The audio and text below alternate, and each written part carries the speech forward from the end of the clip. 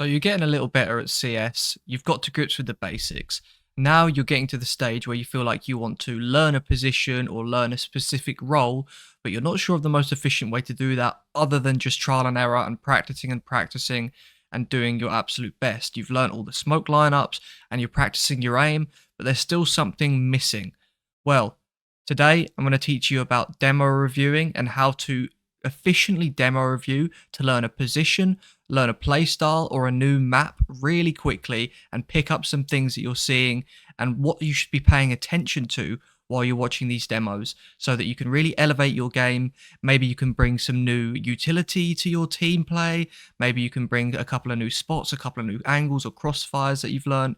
But all of this comes from demo reviewing pros and seeing what there is out there and how it's being played by the top level. So first things first, I'm going to show you how to get demos. Now, if you're not familiar, there is a website called HLTV, which is essentially like the Bible for CS. It has everything that's ever happened in the history of CS, matches, results, statistics of individual players, teams, all throughout history. And this is the homepage here. If you'd like to visit it, it's called hltv.org.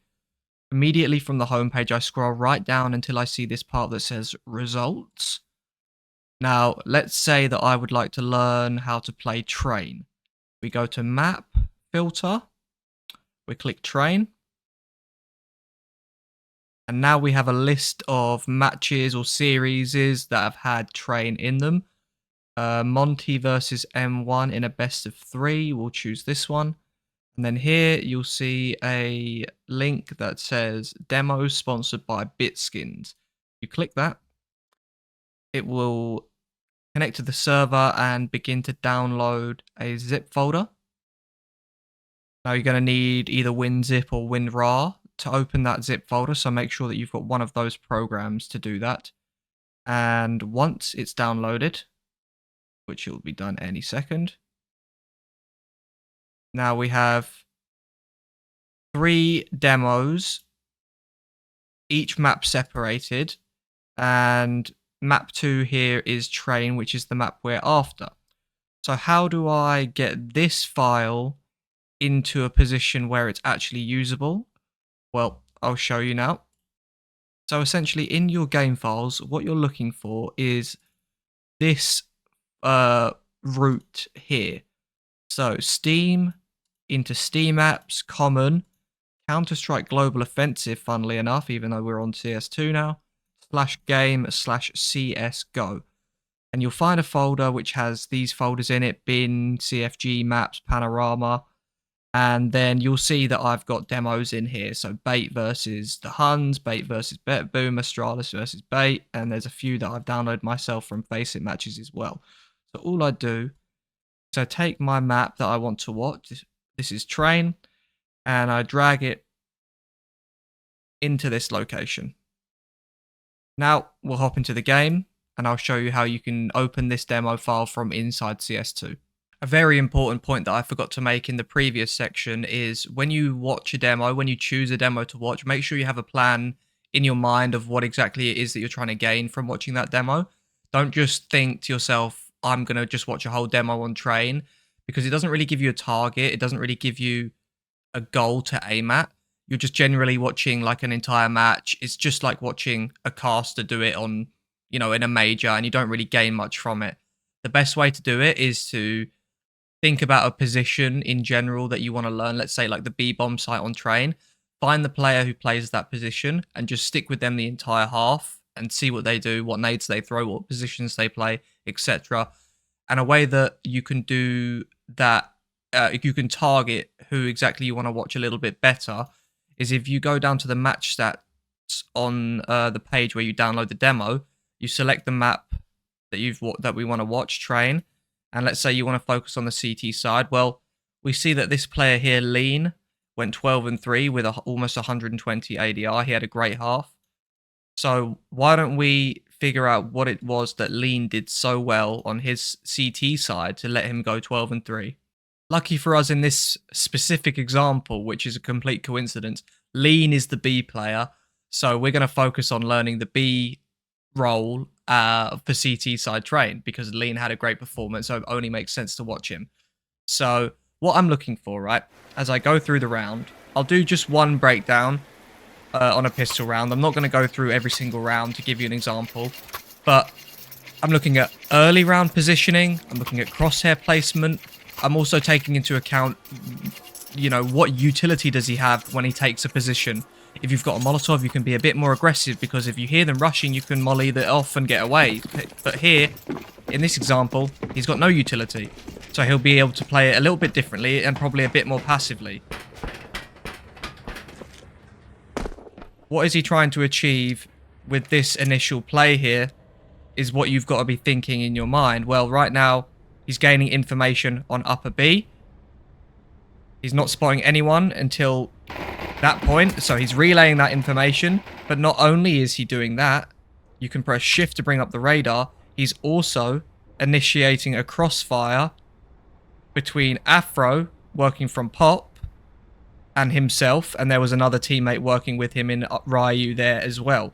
So they'd set up this play off the back of a Pop push and a upper B push.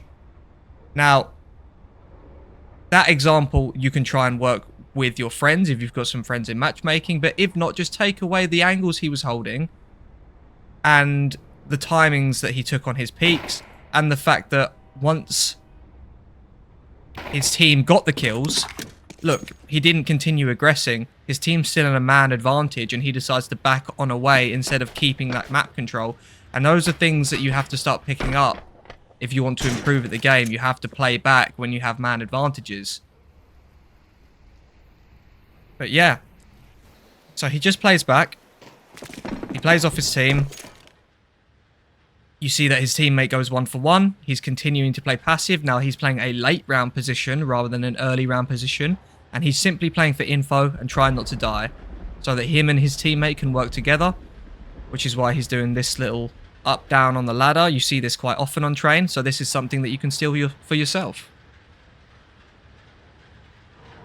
He does this for a little while. Again, being disciplined, not overcommitting to any fights. Now finally the bomb goes down when he moves. He's still waiting. He's hearing his team's communication. He's being careful of the potential aggression into connector.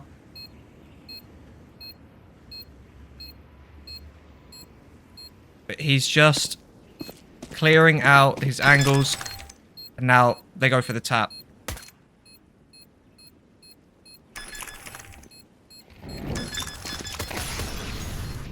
Oh, no smoke to stop the defuse, unfortunately. But overall, he played the round well. And that's another point I want to make, is that even in rounds that don't go well, there's still things to be learned. There's still always something that you can take away from a particular player or a particular game. Even if the player you're watching wasn't doing particularly well, they're still a professional player dealing with professional players. So there's always something that you can take away from it. I wanted to break down a round where he has some utility, and a gun round as well, where weapons are out on both sides, because pistol rounds can be a bit set play. But you can see, first things first, what did we learn from that? Well, we learned the early timing of the peak that he took. He peaked at the timing where the T's were jumping down, and that's something that you can pay attention to and use in your own gameplay. But also, you learned that there's an early set play that pro teams do where they flash upper B and the lower B player goes for a fight, right? So this is something that you can try and implement if you have a friend who you play your matches with. You can try and get him to line up the flash. And you can also switch to the player who throws the flash, if we can locate them for our own benefit. Here you go. So here's the player Gizmy, UK player, shout out to Gizmy. So now you can watch Gizmy's POV as he sets this flash up. So he's holding. In fact, doesn't throw the flash based off the information that he's getting at the other side of the map. But look, Leen goes for the fight anyway. In fact, that was what you could class as a miscommunication, because the flash didn't come from Gizmy, but Leen still went. Luckily, Leen caught the timing. The timing was on. He was able to find a double kill anyway, but that could have gone either way, and you could have put that down as a mistake, right?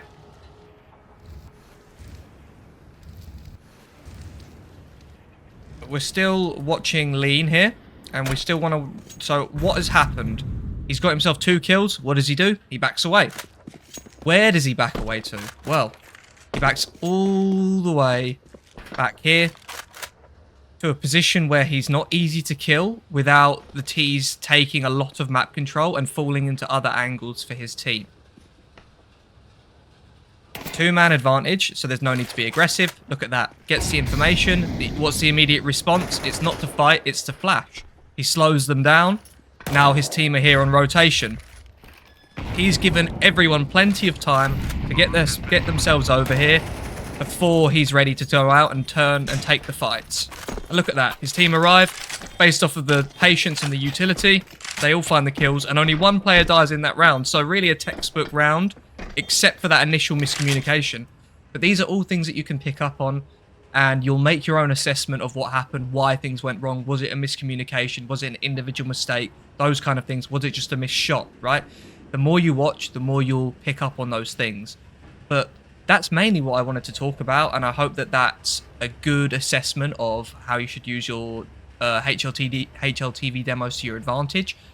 And if you have any questions about that, please feel free to write them down in the comments. You know that I'll always get back to everyone, and I want to continue to help you on your journey to learn more about CS. So hopefully we can get there together.